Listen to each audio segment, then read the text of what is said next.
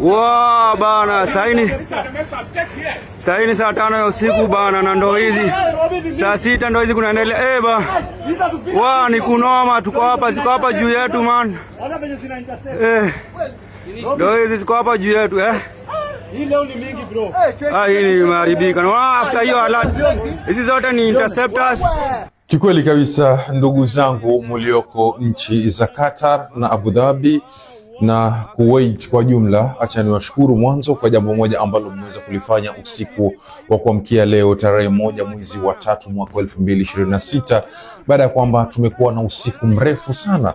Baadhi yenu mmenifanya nikashindwa hata kulala, baada ya kwamba mmeweza kunitumia video ambazo ni za kutisha na kuniambia kwamba KG, tunahitaji maombi yenu kwa sababu hali sio shwari huku, na nikasema kwamba nitaambia dunia alfajiri ya leo ya kwamba waeke maombi dhidi yenu kwa sababu ya ile jambo ambalo linawapitia wengi wenu.